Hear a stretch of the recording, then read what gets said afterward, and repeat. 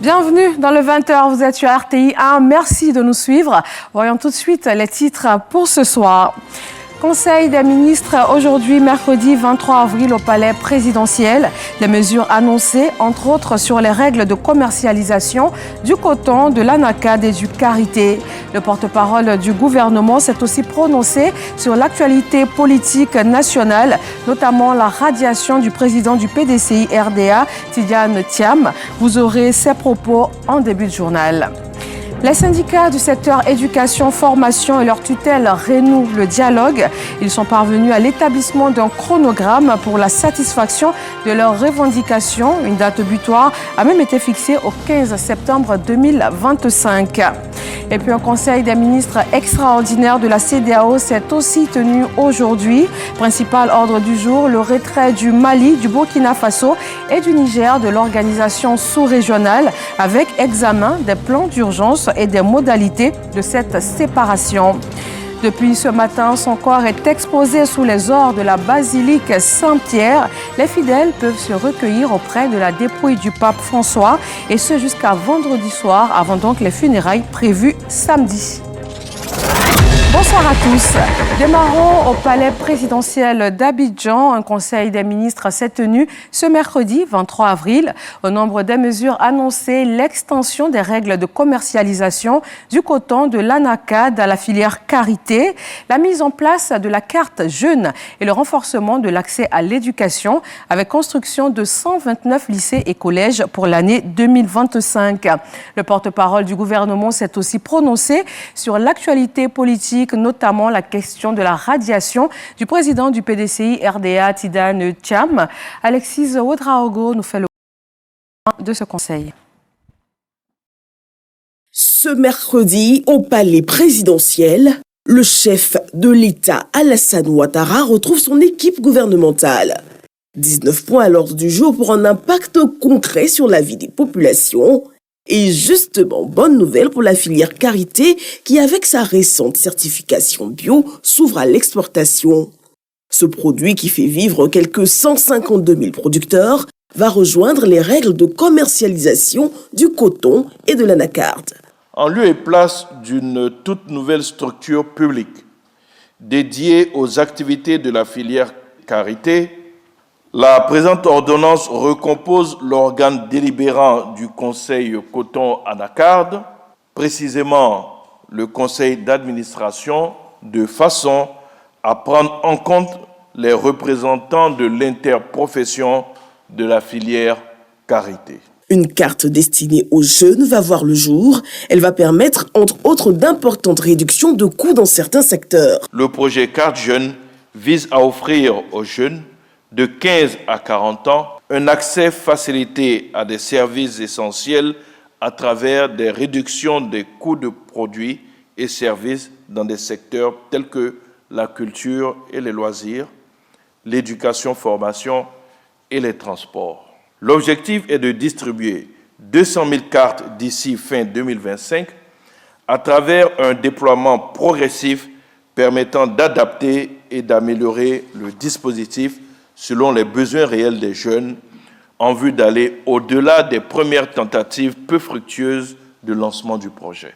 Sujet de satisfaction, les acquis du PSGouv et du PJGouv, les programmes jeunes et sociaux du gouvernement. Pour l'année 2025, l'un des objectifs majeurs sera d'atteindre un taux de couverture de 100% en matière d'électrification, garantissant ainsi à l'ensemble des localités du pays un accès à l'énergie afin d'accélérer le développement économique et social de notre pays. Il sera également construit 129 lycées et collèges, dont 15 lycées de jeunes filles et 114 collèges de proximité. Le porte-parole indique la création d'organes de régulation du secteur du foncier rural et aussi des ratifications pour l'amélioration du cadre des affaires. Le Conseil a adopté un décret portant ratification de l'accord sur la promotion, la protection et la garantie des investissements entre les États membres de l'Organisation de la Conférence islamique, donc l'OCI. Cet accord, signé en juillet 2012, prévoit des mécanismes de protection des investissements contre l'expropriation ou la nationalisation arbitraire et de règlement des différends par conciliation ou par voie d'arbitrage. La ratification de l'accord contribuera à attirer dans notre pays de nouveaux investisseurs donc issus des pays membres de l'OCI et à simplifier les échanges économiques et commerciaux avec les pays membres de l'organisation. Avec ces ratifications, des dispositions nouvelles pour l'intégration économique sous-régionale via la ZLECAf, un tableau de démantèlement tarifaire dégressif est attendu sur la base de la réciprocité. Répondant aux questions d'actualité, le porte-parole du gouvernement se prononce sur la radiation du président du PDCI, RDA Tidiane Thiam, de la liste électorale. Il est tout à fait légitime qu'un justiciable utilise toutes les voies de recours qui lui sont offertes. Mais c'est fait dans l'ordre. L'engagement du chef de l'État, c'est de garantir la paix et la sécurité dans notre pays. Et on sait que cet engagement, il y tient. Et il le respecte parce que depuis 15 ans, nous sommes en paix. Cette quiétude-là, il y tient. Et Dieu sait combien de fois il y veille, nous apporter la paix et la sécurité. Il ne faillira pas à cet engagement-là. C'est pourquoi je peux me permettre de dire que le désordre ne sera pas toléré. Le Conseil a pour finir entendu la communication sur la mission du vice-président. En France, le pays est engagé dans la lutte contre la malnutrition. Il annonce aussi la participation du haut représentant du chef de l'État pour les obsèques du très Saint-Père François à Rome. Voilà donc un compte-rendu du Conseil des ministres tenu ce jour avec Alexis Ouedraogo. Le vice-président du Lions Club International a été reçu par le Premier ministre Robert Begré-Mambé. L'organisation est présente dans le pays depuis plus de 60 ans. Le chef du gouvernement ivoirien s'est réjoui de son appui au développement, surtout dans des domaines clés tels que l'éducation ou encore la santé. Franck Wadio.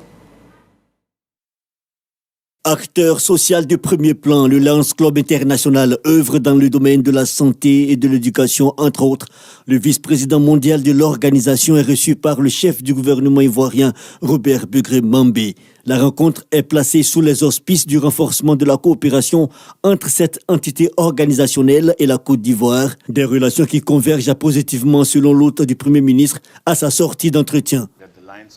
Nous nous sommes rendus compte d'une chose, c'est que les causes mondiales sur lesquelles le Lions Club International travaille recoupent parfaitement les priorités nationales ainsi que les axes de la politique sociale du gouvernement de Côte d'Ivoire. Donc, de ce point de vue, nous aimerions encourager les Lions Club présents ici en Côte d'Ivoire à intégrer les cadres mis en place par le gouvernement national et surtout à accentuer leur collaboration et l'intégration de leurs actions dans les objectifs nationaux. Pour sa part, le Premier ministre Robert Begré-Mambé a salué l'action communautaire du Lions Club dans le monde. Cette rencontre est une avancée majeure dans le cadre de la synergie des initiatives en faveur du bien-être des populations ivoiriennes. Depuis l'annonce du décès du pape François, l'émotion est vive. Ce mercredi, le ministre de l'Intérieur et de la Sécurité, Vagondo Diomandé, s'est rendu à la nonciature apostolique et à l'archevêché d'Abidjan pour présenter les condoléances du gouvernement ivoirien. Un hommage à un pontife salué pour son humilité, sa foi et son engagement en faveur des plus vulnérables. Nous Sangaré. En Côte d'Ivoire, le deuil de l'Église catholique trouve un écho au sommet de l'État. Ce mercredi, le ministre de l'Intérieur et de la Sécurité, le général Vagondo Diomandé, s'est rendu à la nonciature apostolique à Abidjan.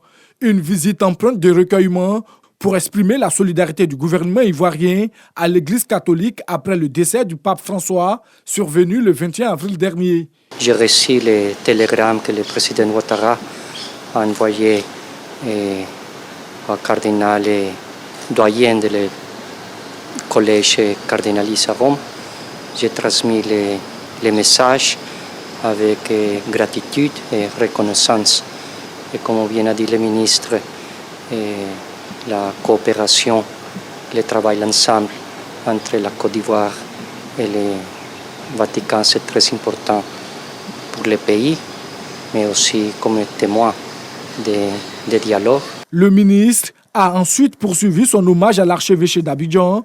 Là encore, il a salué la mémoire d'un chef spirituel dont le message d'amour, de paix et de fraternité a profondément marqué les esprits. Il était important en tant que ministre en charge des cultes, cette démarche-là se fasse pour apporter le soutien qu'il faut en pareille circonstance à l'Église catholique à travers le plus haut représentant. Les actions qui ont été conduites par son éminence lors de son pontificat sont légion. Nous nous tenons à disposition pour tout ce que nos actions pourront contribuer à faire afin que la gestion de cette catastrophe puisse être conduite de la meilleure façon possible. En Côte d'Ivoire, comme dans le reste du monde, fidèles et responsables religieux rendent hommage à celui qui a dirigé l'Église catholique pendant plus d'une décennie. Et sur place au Vatican, son corps est exposé sous les ors de la basilique Saint-Pierre. Les fidèles se recueillent avec beaucoup d'émotion auprès de la dépouille du pape François. Et cela sera possible jusqu'à vendredi soir, avant les funérailles prévues samedi. Hier mardi, à Accra, au Ghana, la CEDEAO a lancé les festivités marquant son cinquantenaire. Et il s'est ouvert aujourd'hui un conseil des ministres extraordinaire avec pour principal ordre du jour le retrait du Mali, du Burkina Faso et du Niger de l'organisation sous-régionale. La réunion mandatée par l'autorité des chefs d'État et de gouvernement de la CEDEAO devrait donc examiner les plans d'urgence et les modalités de cette séparation, y compris l'impact sur les programmes, la relocalisation des institutions et aussi la poursuite de la libre circulation des personnes et des biens dans la sous-région. Mama Traoré, Dramé Lamine, nos envoyés spéciaux à Accra. De 15 à 12 États membres bientôt, conséquence de la volonté du Mali, du Burkina Faso et du Niger de se retirer de la CEDEAO, Communauté économique des États de l'Afrique de l'Ouest. Une décision politique aux lourdes conséquences sociales et économiques au regard des 50 années d'acquis en matière d'intégration sous-régionale.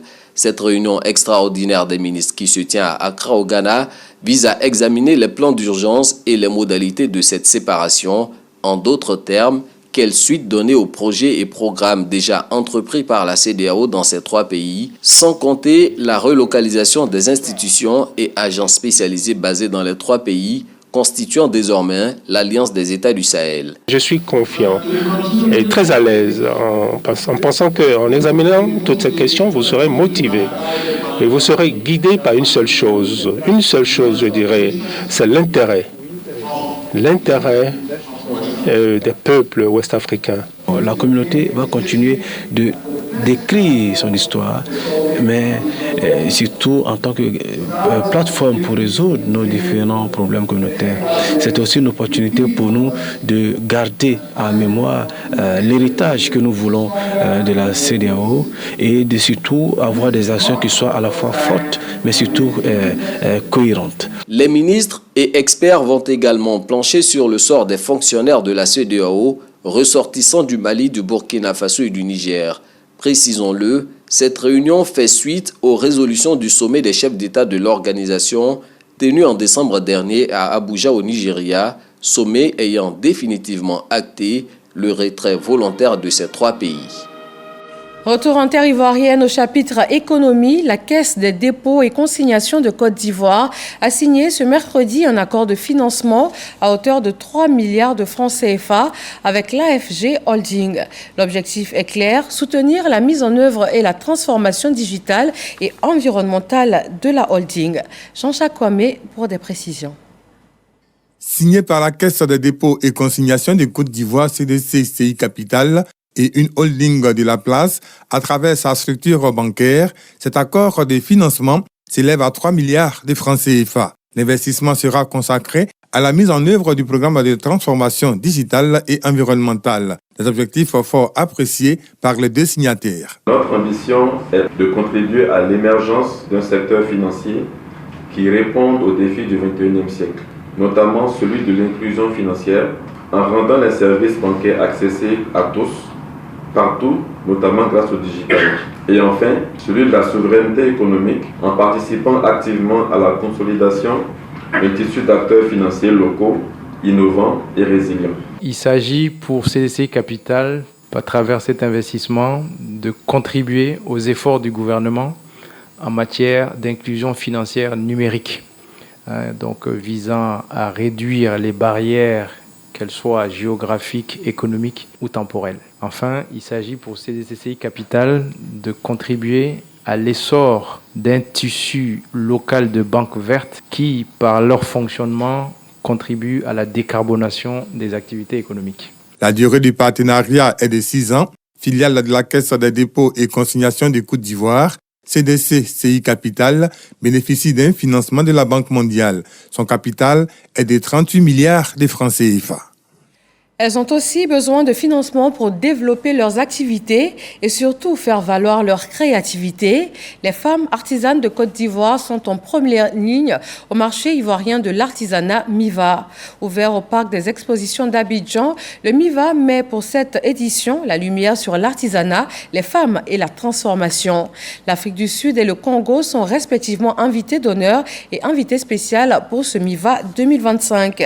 Marie-Chantal Akandan et Ulrich Adangan. Elles sont les premières voix de ce marché ivoirien de l'artisanat MIVA 2025. Fièrement installées sur leur stand, ces artisanes partagent leur quotidien entre passion, innovation et résilience. Nous voulons valoriser tous nos produits sur le plan national comme sur le plan international. Le ton est donc donné, valoriser le talent au féminin. Le MIVA est une plateforme de rencontres et d'échanges qui réunit en un seul lieu les meilleures œuvres artisanales produites par les meilleurs artisans sélectionnés par leurs pays respectifs, ainsi que des acheteurs professionnels et des experts du domaine de l'artisanat. L'artisanat est le reflet de notre culture, de notre histoire et de notre identité et constitue le fruit du travail acharné de nos artisans qui, avec passion et dévouement, créent des œuvres uniques et précieuses. Aujourd'hui, nous mettons en lumière le rôle crucial des femmes dans ce secteur. Le ministre d'État, Kobenan Kwasi Adjoumani, représentant le Premier ministre, a rappelé l'engagement du gouvernement en faveur d'une croissance inclusive. Le Premier ministre me charge de vous féliciter. Vous féliciter pour la tenue de ce marché à vocation internationale qui, au fil des années, fait son chemin et renforce aujourd'hui, je puis le dire, de fort belle manière, la visibilité des produits artisanaux de la Côte d'Ivoire. Marraine de cette édition, la présidente du Sénat, Kandia Camara, a exprimé son admiration pour les femmes artisanes. Face à l'ensemble des défis auxquels les femmes en général et les femmes ivoiriennes en particulier sont confrontées, je voudrais saluer les multiples initiatives du gouvernement comme la présente édition du MIVA en faveur des femmes dans l'entrepreneuriat et l'artisanat. Nos artisans, avec engagement, audace, finesse, délicatesse, participent pleinement à la construction et au développement de notre société et de notre pays. Je salue les actions éminemment citoyennes de la première dame, Madame Dominique Ouattara, qui, à travers le Fonds d'appui aux femmes de Côte d'Ivoire, FAFSI, suscite tant d'initiatives entrepreneuriales, contribuant ainsi à transformer profondément la qualité de vie des femmes et de la société tout entière. Parmi les annonces fortes de cette 6e édition, un terrain de 3 hectares dans la commune de Beaunois offert par le Premier ministre aux artisanes pour soutenir leur développement. On parle coopération et défense face au terrorisme et à la cybercriminalité.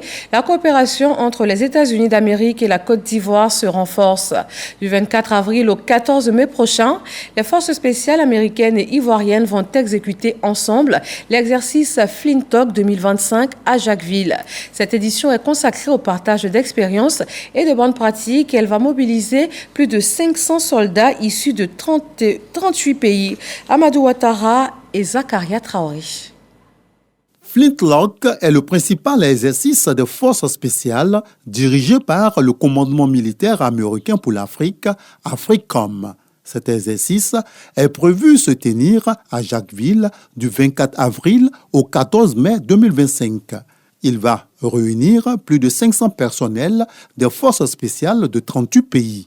Face à la presse nationale et internationale, des responsables de l'ambassade des États-Unis d'Amérique en Côte d'Ivoire ont divulgué des informations relatives à cet événement de prévention au plan sécuritaire. Nous avons 3 axes pour notre coopération. Premier axe, renforcer les capacités, ça veut dire la formation et les équipements. Le deuxième axe, renforcer les institutions de défense. Et troisième axe, développer un partenariat durable avec l'armée ivoirienne. Le choix de la Côte d'Ivoire pour l'accueil des éditions de l'exercice Flintlock traduit le symbole d'un partenariat militaire solide et stratégique. Nous sommes fiers que les États-Unis soutiennent une initiative axée sur la préparation, l'équipement et le soutien des unités de première ligne opérant dans les zones à risque. Par ailleurs, les États-Unis d'Amérique soutiennent la Côte d'Ivoire dans la sécurisation des frontières nord avec un investissement de 46 milliards de francs CFA. Dialogue renoué dans le secteur éducation-formation. Les syndicats récemment en grève sur la question du paiement des primes incitatives pour les fonctionnaires reviennent à la table des échanges. Un chronogramme pour aboutir à la satisfaction de leurs revendications est désormais élaboré avec pour date butoir le 15 septembre prochain.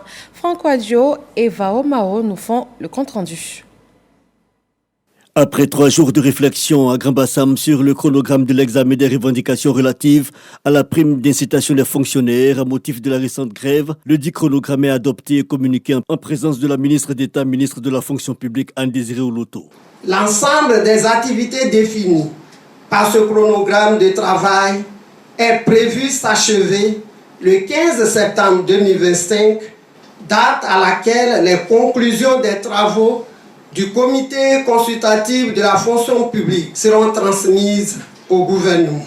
L'atelier A, en outre, était le cadre propice pour les parties de réaffirmer leur volonté commune de privilégier le dialogue et la négociation comme mode de règlement des préoccupations des fonctionnaires et agents de l'État. Je voudrais prendre bonne note et je voudrais vous indiquer que seuls les résultats d'une étude technique, d'une étude pertinente pourront aider le gouvernement dans sa compréhension de vos attentes. Les syndicats adhèrent et le traduisent par des motions de remerciement. Nous, renouvelons nos vifs remerciements à son Excellence, Monsieur le Président de la République de Côte d'Ivoire, pour sa constante sollicitude en faveur du bien-être des fonctionnaires et agents de l'État de Côte d'Ivoire. Adressons notre profonde gratitude à son Excellence, Monsieur le Premier ministre, pour son engagement à renforcer le cadre d'échange et de dialogue. Anne-Désirée Oloto rassure cependant qu'il faut renouveler le pacte de confiance établi avec le président de la République. Le président de la République, Alassane Ouattara, a déjà prouvé sa capacité à apporter des réponses aux attentes de ses fonctionnaires et agents de l'État, à travers des décisions que vous avez qualifiées comme étant historiques. S'il l'a fait hier, il peut le faire encore. Il a seulement besoin de vous donner simplement l'opportunité de le faire dans la sécurité. Dans les jours à venir, ces résolutions conformes avec déjà la multiplication des rencontres du comité consultatif chargé de la consolidation des acquis sociaux. Une note triste dans cette édition, nous revenons sur ce deuil. Lundi dernier à Dabou, une pirogue a chaviré faisant 12 morts. Le gouvernement ivoirien présente ses condoléances aux familles endeuillées dans un communiqué qui est lu par Léon Brou. Lundi 21 avril 2025, aux environs de 17h, entre Ka et Tia, dans la commune de Dabou, une pirogue à moteur utilisée à des fins de pêche artisanale a chaviré alors qu'elle transportait irrégulièrement 16 personnes de retour d'un rassemblement religieux chrétien. Les premières informations recueillies par le Bureau des enquêtes de sécurité et de prévention des événements de mer de la Direction générale des affaires maritimes fait état d'une surcharge provoquée par le poids des passagers. Le bilan de cet accident fait état de 4 survivants et de 12 personnes décédées par noyade. Face à ce drame, le ministre des Transports et le ministre délégué auprès du ministre des Transports chargé des Affaires maritimes présentent les condoléances du gouvernement aux familles endeuillées. Sur leurs instructions, une enquête administrative et technique a été ouverte par le Bureau des enquêtes de sécurité et de prévention des événements de mer à l'effet de faire toute la lumière sur les circonstances, les causes et les responsabilités liées à ce tragique événement. Le ministre des Transports et le ministre délégué auprès du ministre des Transports chargé des Affaires maritimes appellent l'attention des opérateurs des transports fluvio-lagunaires sur la nécessité d'utiliser les embarcations appropriées pour le transport des personnes et les invitent à la prudence.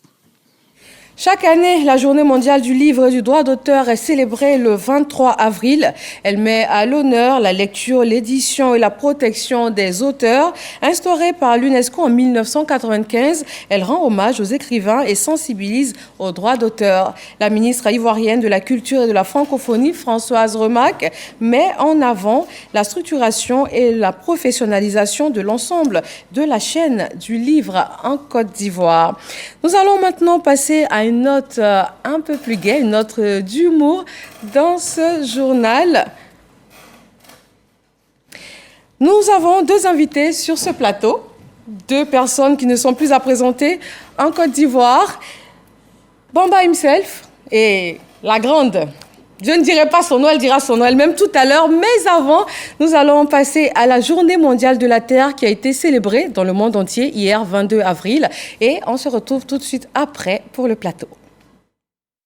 D'une superficie de 565 km², la lagune Ébrié est confrontée à un défi d'assainissement.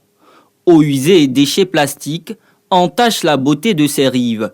Mais au-delà de l'aspect esthétique qui se dégrade, il faut aussi compter la nuisance olfactive. Les gars, on voit jour et nuit, ils travaillent dedans, ils enlèvent les ordures, mais seulement que l'odeur est vraiment forte et ça nous fatigue. C'est pas joli à voir parce que les déchets, les gars devaient mettre dans des poubelles, ou avoir des bacs pour déposer les déchets, mais pas dans les caniveaux. Des observations mises en avant par l'ONG Greencast Africa à l'occasion de la Journée mondiale de la Terre, sous le thème « Sauvons la lagune Ébrié ». C'est un constat, on le vit, et il fallait quand même qu'il y ait une décision ferme pour inciter nos communautés, sensibiliser, les mobiliser, les impliquer dans une action beaucoup très concrète pour qu'eux-mêmes puissent prendre conscience. L'initiative bénéficie du soutien du ministère de l'Environnement, du Développement durable et celui de l'hydraulique, de l'assainissement et de la salubrité. L'espoir n'est pas perdu. L'État est en train de chercher des voies et moyens, des solutions durables pour que cette lagune qui est aujourd'hui agressée soit le fleuron comme elle était. Les communautés ébriées prennent le relais. À Cocody Blocos, on s'engage à entretenir sa portion de lagune et à sensibiliser les riverains. Instaurée en 1970, la Journée mondiale de la Terre est célébrée chaque 22 avril avec un rappel sur la nécessité de prendre grand soin de nos ressources naturelles. Bonjour 2025, émission humoristique à succès de la RTI qui n'est plus à présenter. Et Bonjour 2025, on parle de Paris. Ce sera à Paris le samedi 3 mai prochain. Et pour parler de cette date un peu particulière, nous avons 2 invités sur notre plateau. Je vais commencer à ma gauche par le monsieur Bamba himself, producteur délégué de Bonjour. Bonsoir. Bonsoir, Madame Fofana. Bienvenue, merci d'être avec nous sur ce plateau. Merci. Et à ma droite, Madame, je vous laisse vous présenter. Je suis Adrienne Coutsouan. Voilà. C'est tout? Voilà, c'est tout. Alors, ce n'est plus une figure à présenter ici en Côte d'Ivoire, surtout quand on parle d'humour. Adrienne Coutsouan, qui sera à ce rendez-vous de Bonjour 2025 à Paris le 3 mai prochain. Monsieur Bamba himself, que pouvez-vous nous dire de ce rendez-vous qui va être un peu particulier? Oui, effectivement, un rendez-vous assez particulier, on va dire un rendez-vous très important pour la diaspora. Un rendez-vous chaque année, et chaque année, nous partons pour la diaspora parce que c'est nos frères, ce sont nos sœurs, mais c'est surtout comment on arrive à créer ce brassage depuis la Côte d'Ivoire avec nos frères et sœurs qui sont, n'est-ce pas, en France. Et bien entendu, quand on parle de France, vous savez que tout ce qui se fait en France, forcément, les pays à côté, la Belgique et autres viennent pour suivre un peu Bonjour Paris.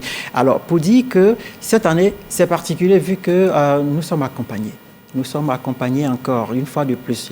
C'est une façon pour nous tout de suite là de dire merci tout de suite à notre Premier ministre. Notre Premier ministre, ministre des Sports et du cadre de vie, Robert Begré-Mambé.